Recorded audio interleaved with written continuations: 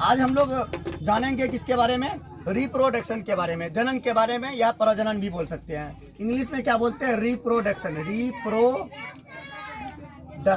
Reproduction इसको जनन भी बोलते हैं, रिप्रोडक्शन, जनन या प्रजनन। देखो जनन किसको कहेंगे, जनन भी कितने तरह का होता है, दो तरह का होता है। जनन भी कितने तरह का होता है, दो तरह का होता है। एक लैंगिक जनन होता है, एक होता है लैंगिक जनन, एक अलैंगिक और एक लैंगिक। अलैंगिक जनन, चलो लैंगिक ही पहले लिख लेते हैं। लैंगिक जनन, लैंगिक जनन,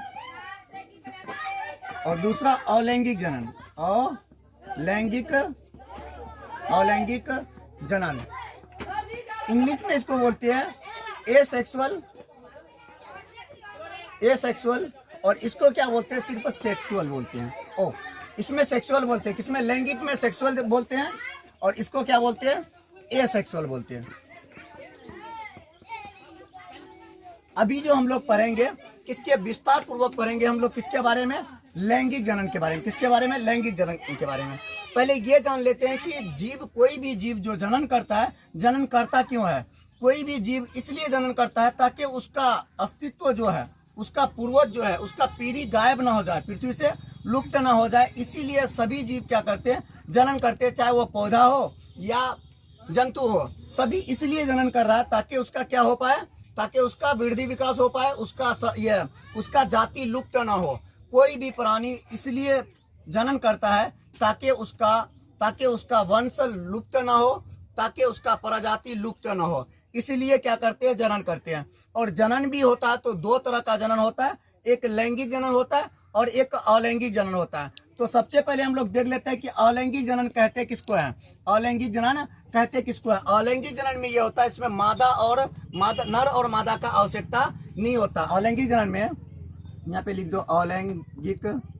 अलैंगिक जनन में भी तीन तरह से क्या होता है, जनन होता है। अलैंगिक जनन, इसको इंग्लिश में क्या बोलते हैं, एसेक्सुअल। ठीक है, अब यहाँ पे अलैंगिक जनन में देख लेते हैं कि अलैंगिक जनन में किस किस विधि से क्या होता है, किस किस विधि से जनन होता है। अलैंगिक विधि में किस किस विधि से जनन होता है। यहाँ पे देख लो, पहला होता है विखंडन, दूसरा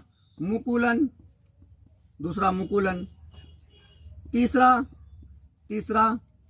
कायिक जनन। ठीक है, ये सब विखंडन, मुकुलन, कायिक जनन, ये सब जो होता है छोटे छोटे जीवों में होता है। ये सब जो होता है छोटे छोटे जीवों में होता है। ये बताओ कोशिका, ये विखंडन या द्विखंडन, विखंडन भी बोल सकते हैं, द्विखंडन भी बोल सकते हैं इसको। ठीक है, अब ये बताओ विखंडन जो होगा, किसमें किसमें विखंडन होगा। जैसे हम लोग पीछे कोशिका में पढ़े थे कि कोशिका में क्या होता है, कोशिका विभाजन होता है। विभाजन का मतलब ही क्या बताए थे कि विभाजन का मतलब खंडन होना, टूटना। यहाँ पे क्या होता है, दो कोशिका है, मान लो क्या है, दो कोशिका है, यहाँ पे पतला हो गया। अब ये क्या करेगा, यहाँ से टूट करके दो ठो बन जाएगा, ये अलग जिंदगी बसाएगा, और ये क्या करेगा, अपना अलग जिंदगी बसा करके वृद्धि विकास करेगा। फिर ये बढ़ेगा, फिर ये क्या होगा, फिर ये विभाजन करेगा, फिर क्या करेगा, विभाजन करेगा। ये प्रक्रिया किसमें किसमें होता है, कोशिका में होता है, अमीबा में होता है और पैरामीशियम में होता है। ये सब प्रक्रिया को क्या कहते हैं हम लोग, विखंडन ही कहते हैं। क्या कहते हैं, विखंडन कहते हैं। यहाँ पे लिख दो, पैरामीशियम,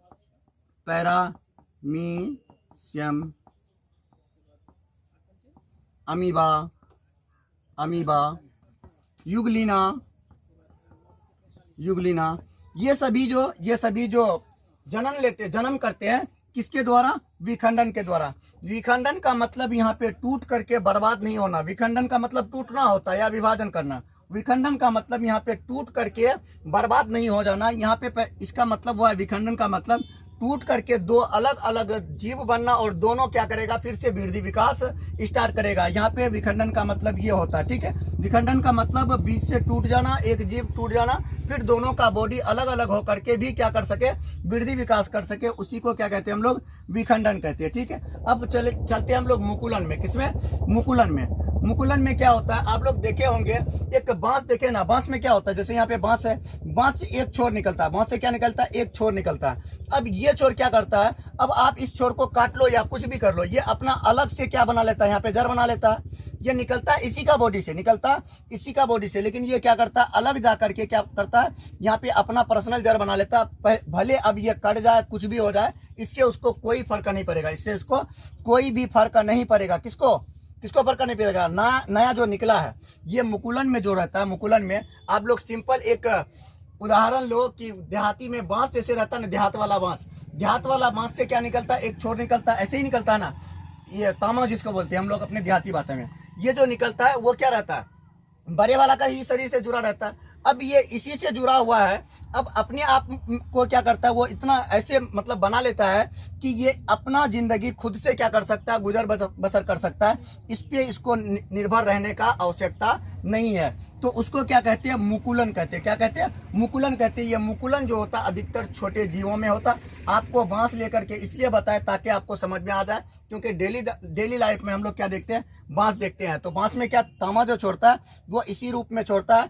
फिर चाहे जब वो तामा भरा हो जाए फिर इसको काट के हटा दो या कुछ भी कर दो, तब भी ये क्या करेगा, जिंदा रहेगा। तो ऐसे विधि को क्या बोलते हैं हम लोग, मुकुलन बोलते हैं। जैसे हाइड्रा का पौधा हो गया, हाइड्रा हो गया, और भी बहुत सारे पौधे होते हैं। अब देखते हैं कि हम लोग कायिक जनन किसको कहते हैं। कौन सा कायिक जनन किसको कहते हैं। कायिक जनन का मतलब क्या होता है, कायिक का ऐसे देहाती भाषा में काया का मतलब हम लोग जानते हैं कि काया का मतलब किसी का क्या बेस, किसी का क्या बेस। यहाँ पे काया किसी और का रहेगा, लेकिन उस काया में कोई दूसरा पौधा आकर के वहीं पे क्या करेगा, उसी के शरीर से वो वृद्धि विकास करेगा। ऐसे को क्या बोलते हैं हम लोग, कायिक जनन बोलते हैं। आप लोग पीपल का पेड़ में देखे होंगे, या किसी भी पेड़ का बड़ा बड़ा पेड़ में देखे होंगे कि अगर उसमें पीपल का पेड़ है, बहुत बड़ा है, उसमें कोई दूसरा भी पौधा आ जाता है उसका बीच में, देखे होंगे। काया किसी और का रहता है, लेकिन वहां पे कोई दूसरा पौधा आ जाता है, लेकिन वो भी क्या करता है, जीवित रहता है उसी के काया में जिंदा रह करके। ऐसे जनन को क्या कहते हैं हम लोग, कायिक जनन कहते हैं। ये सिंपल में एक दो उदाहरण ले सकते हैं कि जैसे आप देहाती भाषा में जो सब आपको नजर आ रहा है इस रूप में, कि कोई बहुत बड़ा पेड़ है, उसके पेड़ में गारंटी है कि एक दो ठो क्या निकला रहता है, एक दो ठो पीपल वाला ये पेड़ निकला हुआ रहता है। तो ऐसे को क्या बोलते हैं, ऐसे जनन को क्या बोलेंगे, कायिक जनन। क्यों, क्योंकि एक ही पेड़ था, सब चीज इस पेड़ का ले रहा है, लेकिन उसमें आ कौन रहा है, दूसरा पेड़ आ रहा है, इसी का बॉडी से क्या कर रहा है, वो भोजन बना रहा है। मतलब काया किसी और का रहेगा, काया किसी और का रहेगा, पेड़ कोई दूसरा रहेगा, वहीं से वो अपना जिंदगी का गुजर बसर करेगा। उसी को क्या कहते हैं हम लोग, कायिक जनन या कायिक जनन। ये लगभग पतल चित्ता टाइप ऐसे कुछ पौधे होते हैं, उसमें यह प्रक्रिया होता है। ठीक है, तो ये सब जो प्रक्रियाएं होता है, छोटा छोटा किसमें होता है, जीवों में होता है। ठीक है, तो यहाँ पे ये बताओ आप लोग, यहाँ पे लैंगिक और अलैंगिक जनन है, लैंगिक जनन, अलैंगिक जनन। अब ये बताओ, पेड़ पौधे में जो होगा, लैंगिक जनन होगा या अलैंगिक जनन होगा, पेड़ पौधे में लैंगिक होगा या अलैंगिक होगा। तो इसको मिटा देते हैं, ये समझ में आ गया होगा। और लैंगिक जनन कितना, 3 तरह से होता है। ठीक है, लैंगिक जनन में भी 3 तरह से पैदा होते हैं, एक विखंडन द्वारा और मुकुलन, और तीसरा कायिक परिवर्धन। ठीक है, और जनन जो होता है वो 2 तरह का, कौन कौन, लैंगिक और अलैंगिक। और लैंगिक में भी क्या है, अलैंगिक में भी 3 तरह से होता है, एक विखंडन द्वारा, एक मुकुलन द्वारा और कायिक परिवर्धन द्वारा। विखंडन द्वारा कैसे होता है, इसका शरीर टूट करके 2 भागों में बढ़ जाएगा, दोनों शरीर का भाग क्या करेगा, वृद्धि विकास करेगा। उसको क्या बोलेंगे हम लोग, फिर आप उसको क्या बोलेंगे, विखंडन बोल देंगे। मुकुलन में क्या रहेगा, एक ही पौधा रहेगा, उसी पौधा से कोई दूसरा पौधा निकलेगा और उसके शरीर से कट करके फिर से वो अपना क्या करेगा, वृद्धि विकास करेगा। तो उसको क्या बोलेंगे हम लोग, क्या बोलेंगे, उसको मुकुलन बोलेंगे। जैसे हाइड्रा का पौधा होता है। अगला है कायिक जनन।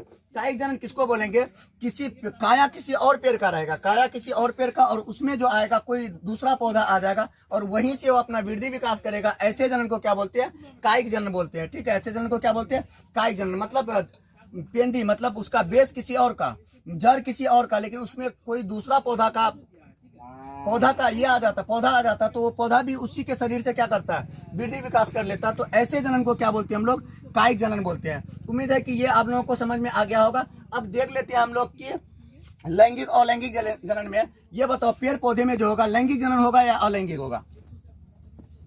पेड़ पौधे में लैंगिक जनन होगा। लैंगिक का मतलब क्या होता है, लैंगिक का मतलब यहाँ पे निषेचन होना। लैंगिक का मतलब क्या होता है? निषेचन होना। निषेचन का मतलब ये नहीं होता कि दोनों का आपस में ला करके ही संबंध किया जा सकता है, ऐसा नहीं है, ठीक है। निषेचन का मतलब आप अपने घर में बनाओ या कहीं पे भी, एक का शुक्राणु लो, दूसरे का क्या लो, एक का शुक्राणु दूसरे का अंडाणु लेकर के क्या करो, निषेचन करवाओ। पेड़ पौधे में कुछ और होते हैं, किसी का पराग कोश से पराग ये सब लेना पड़ता है, ठीक है। तो लैंगिक जनन में जो रहता है, लैंगिक जनन में, अलैंगिक जनन में, अलैंगिक जनन हम लोगों को समझ में आ गया होगा। तो अब देख लेते हैं कि लैंगिक जनन में होता क्या क्या है, ठीक है। पेड़ पौधे में भी जनन होता है, ऐसा नहीं कि माइंड में ये नहीं होना चाहिए कि एक पेड़ को पकड़ के दूसरे पेड़ के पास कैसे ले जाता है निषेचन करवाने के लिए।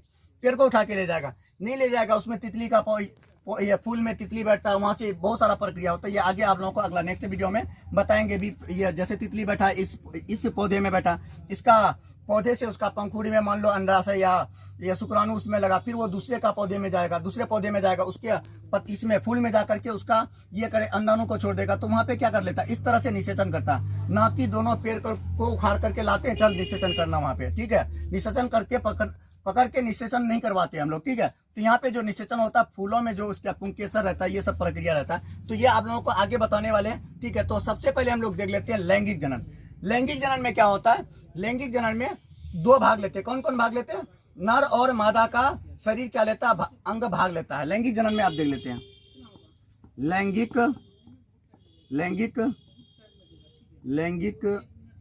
जनन। लैंगिक जनन में क्या है? जरूरी नहीं कि दोनों क्या करें, दोनों का संबंध ही हो तभी यह जनन होगा, ऐसा नहीं है। यहाँ पे लैंगिक जनन में क्या होता है? अगर स्त्री पुरुष नहीं भी है तब भी हम लोग निषेचन कर सकते हैं, ठीक है। लेकिन इसमें लैंगिक जनन में दोनों का बॉडी चाहिए। किसका किसका? एक नर का और एक मादा का। नर का और मादा का क्या चाहिए? बॉडी का। एक का अगर शुक्राणु चाहिए तो दूसरा का क्या चाहिए हमको? अंडाणु चाहिए।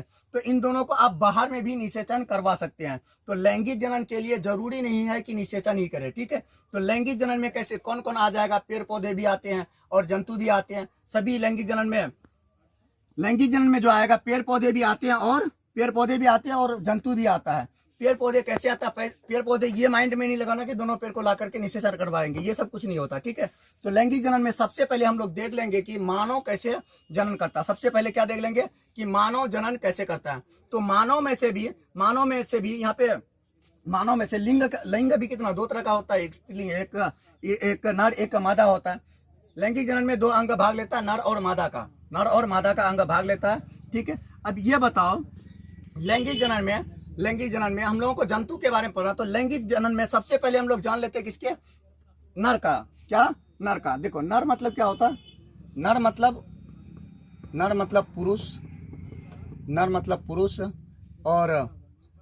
पुरुष और मादा मतलब स्त्री। मादा का मतलब क्या होता? स्त्री होता है, ठीक है। अब यहाँ पे देखो, सबसे पहले हम लोग जान लेते हैं नर युग्मक का जनन अंग के बारे में। नर का जनन अंग। नर में जो जनन अंग रहता है उसमें क्या रहता है? सबसे पहले नर का ही देख लेते हैं।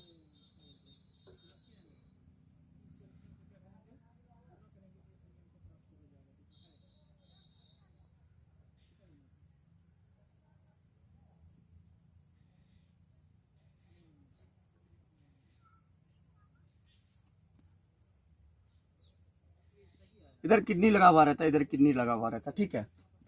नर का देख रहे हैं हम लोग, ठीक है।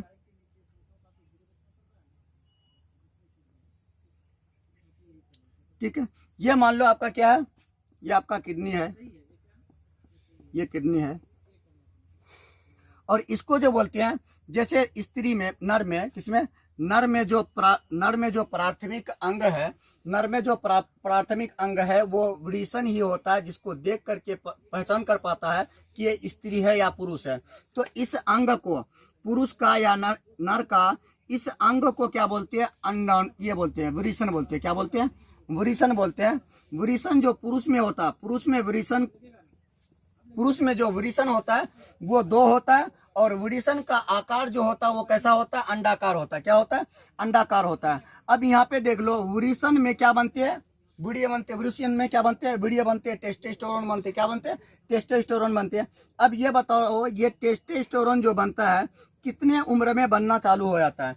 टेस्टोस्टेरोन जो बनना स्टार्ट करता है लगभग 11 साल से 12 साल में क्या होता है, टेस्टोस्टेरोन बनना चालू हो जाता है। ठीक है, तो ये इसको क्या बोलते हैं, वृषण बोलते हैं। और इसके अंदर में वीर्य बनता है। और हमारा शरीर का जो तापमान रहता है, किसी का भी शरीर का तापमान से हमेशा उसके वृषण का तापमान क्या रहता है, कम रहता है। अगर शरीर का तापमान 37 डिग्री है तो वृषण का तापमान कितना रहेगा, 30 डिग्री रहेगा। इसीलिए आप लोग कभी भी शरीर से हम लोग यूरिन निकालते हैं तो वो क्या होता है, गर्म होता है। क्या होता है, गर्म होता है। गर्म क्यों होता है, क्योंकि आपका वो क्या रहता है, ऐसे भी हम लोग को पता है कि उसका टेम्परेचर और हमारा शरीर का टेम्परेचर दोनों का क्या होगा, सेम होगा। अगर आप हमारा शरीर का 37 डिग्री टेम्परेचर है तो हमारे शरीर से यूरिन जो भी निकलेगा वो यूरिन भी कितना का रहेगा, 37 डिग्री टेम्परेचर उसमें रहेगा, मतलब 37 डिग्री हीट में रहेगा वो। ठीक है, लेकिन पानी, जनरल पानी में हाथ दो तो वो क्या गर्मा रहते हैं, नहीं रहते। आप बोलोगे कि वायुमंडल में तो मान लो 15 डिग्री या 37 डिग्री है, तो वहां का पानी पकड़ोगे तो अलग फील होगा। और बॉडी से बॉडी का मान लो आपका 37 डिग्री सेल्सियस है, कितना, 37 डिग्री सेल्सियस है बॉडी का तापमान। अब आपके शरीर से यूरिन जो निकलेगा वो यूरिन भी कितना होगा, 37 डिग्री सेल्सियस ही होगा। कितना होगा, 37 डिग्री सेल्सियस ही होगा। इसीलिए हम लोग का यूरिन क्या होता है, गर्म होता है। और ये वृषण जो रहता है, ये वृषण के अंदर में टेस्टोस्टेरोन जो बनना स्टार्ट होता है वो लगभग 11 से 12 वर्ष में बनना क्या हो जाता है, स्टार्ट हो जाता है। 11 से 12 वर्ष में बनना क्या हो जाता है, स्टार्ट हो जाता है। और इसको क्या बोलते हैं, सीसन बोलते हैं। क्या बोलते हैं, सीसन। जिससे नर का क्या निकलता है, जिससे नर यूरिन बाहर निकलता है उसको क्या बोलते हैं, सीसन बोलते हैं। क्या बोलते हैं, सीसन बोलते हैं। सीसन का मात्र और मात्र दो ही काम है कि उस शरीर से यूरिन निकालना और दूसरा शरीर से यूरिन निकालना और वीर्य को शरीर से बाहर निकालना। और कभी कभी स्त्री में भी भेजना रहता तो इसी के द्वारा ही भेजना पड़ता है। तो ये जनन अंग नहीं है, मुख्य जनन अंग नहीं, ये नहीं है। ये आपका यूरिन और मतलब उत्सर्जी पदार्थ को ये क्या करता है, बाहर करता है, ना कि ये मेन जनन अंग है। ठीक है, सीसन आप लोगों को समझ में आ गया होगा, जिससे हम लोग क्या करते हैं, यूरिन बाहर निकालते हैं, उसको क्या कहते हैं, सीसन कहते हैं। और उसके नीचे में एक 2 अंडाकार रहता है जिसको क्या बोलते हैं हम लोग, वृषण बोलते हैं। और वृषण के अंदर में ही क्या बनता है, टेस्टोस्टेरोन बनता है। वृषण के अंदर में ही क्या बनता है, टेस्टोस्टेरोन बनता है। किसी भी पुरुष का अंडाणु का या उसका वृषण का जो तापमान होता है हमेशा उसका शरीर का तापमान से वृषण का तापमान क्या होगा, कम होगा। इसीलिए इसको क्या किया गया है, शरीर से बाहर रखा गया है, इसीलिए ताकि ये कम टेम्परेचर रहे और ये वीर्य आराम से बना सके। अगर टेम्परेचर शरीर के टेम्परेचर में ही रहेगा तो ये क्या हो जाएगा, मर जाएगा। क्योंकि शुक्राणु बनाने के लिए कम से कम क्या चाहिए आपको, तापमान चाहिए। अगर शरीर का तापमान और आपका वृषण का तापमान सेम है तो वहां पे क्या नहीं बनेगा, शुक्राणु नहीं बनेगा। क्योंकि यहाँ पे दोनों कम से कम शरीर का तापमान से आपका वृषण का तापमान क्या होना चाहिए, कम होना चाहिए। इसीलिए तो इसको शरीर से बाहर कर दिया। जब यहाँ पे बन करके रेडी हो जाता है तो इसी के जरिए से ये इस रास्ते से क्या करता है, इस रास्ते से निकाल करके कहाँ पे भेज देता है, या तो वेजिना में भेज देता है या तो शरीर से बाहर कर लिया जाता है। और इसको जो भेजते हैं इस रास्ते को क्या कहते हैं हम लोग, वैस कहते हैं। क्या कहते हैं, वैस, भैंस नहीं, क्या वैस कहते हैं, भैंस नहीं कहते, क्या कहते हैं, वैस कहते हैं। इस रास्ते को क्या कहते हैं, वैस कहते हैं। इसको भी क्या कहते हैं, वैस कहते हैं। अब इससे आगे अब यूरिन को भेजना है या क्या कहते हैं, वैस कहते हैं। क्या कहते हैं, वैस कहते हैं। वैस के रास्ते से ही शुक्राणु क्या होता है, निकलता है। और वैस को अगर काट दिया जाता है तो उसी को क्या कहते हैं, नसबंदी कहते हैं। इसका गाय का पति को देखे होंगे, उसका गाय का पति का यही काट दिया जाता है जिससे वो गाय के ओर क्या नहीं होता, आकर्षित नहीं होता। किसी का भी अगर ये नस काट दिया जाए वो स्त्री की ओर आकर्षित कभी भी नहीं होगा। ठीक है, तो इस रास्ते को क्या कहते हैं हम लोग, वैस कहते हैं। क्या कहते हैं, वैस कहते हैं। और ये जो रहा ये नली जो है, ये नली कौन सा है, यूरिन वाला नली है। अब यहाँ पे डिसाइड करेगा कि हमको यूरिन को भेजना है या शुक्राणु को भेजना है। तो इसका डिसाइड कौन करता है, तो इसका डिसाइड कौन करता है, प्रोस्टेट ग्लैंड करता है। इसका डिसाइड कौन करता है, प्रोस्टेट ग्लैंड। और प्रोस्टेट ग्लैंड कभी कभी क्या होता है, प्रोस्टेट ग्लैंड कभी कभी खराब हो जाता है। खराब क्यों होता है, खराब इसलिए होता है कोई ज्यादा मस्टरबेशन कर लेता है या ज्यादा सेक्स करता है तो उसमें भी क्या होता है, ज्यादा सेक्स करने के बावजूद भी बात क्या होता है, ये खराब होने का चांसेस रहता है। कौन, प्रोस्टेट ग्लैंड। क्योंकि प्रोस्टेट ग्लैंड जो रहता है बहुत ही महत्वपूर्ण भूमिका निभाता है हमारे शरीर में। अगर आपका प्रोस्टेट ग्लैंड खराब हो जाए तो आपका डिसाइड नहीं कर पाएगा आपका शुक्राणु को भेजेंगे शुक्राणु को भेजेंगे या किसको भेजेंगे, यूरिन को भेजेंगे। तो इसका जब डिसाइड नहीं कर पाएगा, पुरुष का जो ताकतों का क्या किया जाता है, पावर का अंदाजा जो लगाया जाता है, वो उसके बॉडी में शुक्राणु के अनुसार ही निकाला जाता है। अगर उसके शरीर में शुक्राणु रुकेगा ही नहीं तो एनर्जी नहीं मिलेगा। तो ये बहुत ही क्या रहता है, बहुत ही इंपॉर्टेंट रखता है हमारे शरीर में। अगर ये खराब हो जाएगा तो बहुत लंबे टाइम में ये ठीक होता है, ठीक है। कभी कभी किसी को प्रोस्टेट कैंसर भी, मतलब ये क्या होता है, कैंसर भी हो जाता है। प्रोस्टेट ग्लैंड क्या होता है, इसमें कैंसर हो जाता है, तो ये खराब भी हो जाता है। खराब होता तो लंबे टाइम में ये बनता है, लंबे टाइम में बनता है। तो इसीलिए आप कभी भी ज़्यादा ये दो ही प्रक्रिया में होता है। एक ज़्यादा हस्तमैथुन में क्या होता है, ये खराब होता है प्रोस्टेट ग्लैंड, या ज़्यादा सेक्स करने के बाद ये क्या होता है, खराब होता है, ठीक है। अब यहाँ पे इसको ठीक करने के लिए लंबे 3 साल 4 साल लग जाएगा। तो इसको बेहतर है इन सब चीज़ों से क्या करो, बच के रहो। मास्टरबेशन किसको कहते हैं, ये भी समझ लो कि मास्टरबेशन उसको कहते हैं बिना सेक्स किए हुए सेक्स का फीलिंग लेना, उसी को क्या कहते हैं, मास्टरबेशन कहते हैं, ठीक है। उसी को क्या कहते हैं, मास्टरबेशन कहते हैं। तो ज़्यादा मास्टरबेशन करने की वजह से प्रोस्टेट ग्लैंड अगर आपका खराब हो जाए तो ये डिसाइड नहीं कर पाता है कि आपका क्या वीडियो जाएगा या यूरिन जाएगा, जिसके कारण किसी पुरुष को देखे भी होंगे, वो बोलता है कि धात हो गया।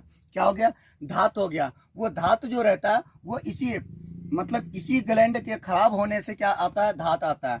क्योंकि वो डिसाइड नहीं कर पाता है कि यूरिन को भेजना है या आपका शुक्राणु को भेजना है। तो साथ साथ में यूरिन को भी भेज देता है और शुक्राणु को भी भेज देता है, जिसके कारण वहाँ पे डिसाइड कर पाते हैं कि क्या हो गया, धात हो गया। क्या हो गया, धात। तो ये सब बीमारी से बचने के लिए आप गलत चीज़ों को सोचोगे तो ये सब बीमारी का शिकार होंगे। अगर पॉजिटिव सोचोगे तो इन सब शिकारों से क्या रहोगे, बच के रहोगे। तो इसीलिए आपको जो बता रहे हैं, आप केवल इसको सब्जेक्ट समझ कर ही समझना है, ठीक है। ये नहीं कि पता नहीं क्या क्या बता रहे हैं, ये आपको इसलिए बता रहे हैं, आपका सब्जेक्ट में ये है, इसीलिए आपको इस रूप से बता रहे हैं। ये अपने घर से नहीं बता रहे हैं, ठीक है, आपका सब्जेक्ट में ये है, ठीक है। तो आप लोगों को अगर वीडियो अच्छा लगता है तो शेयर भी कर दिया करो यार, लाइक भी कर दिया करो, ठीक है, सब्सक्राइब भी कर दिया करो। और साथ ही अब इससे नेक्स्ट आगे वाला वीडियो में क्या देख लेंगे हम लोग, अगला वीडियो में हम लोग किसका, पुरुष का तो देख लिए, कुछ बाकी है तो उसको भी देख लेंगे। और स्त्री का जानने के बाद फिर से क्या करवाएंगे, निषेचन करवाएंगे। निषेचन मतलब दोनों को मिलाएंगे, अंडाणु और शुक्राणु को मिलाएंगे। तो इसका पुरुष का जनन अंग देख लिया और स्त्री का भी देख लेंगे। उसके बाद दोनों का क्या करेंगे, निषेचन करवाएंगे, ठीक है। तो ये नेक्स्ट वीडियो में देखते हैं, आज यही तक, ठीक है।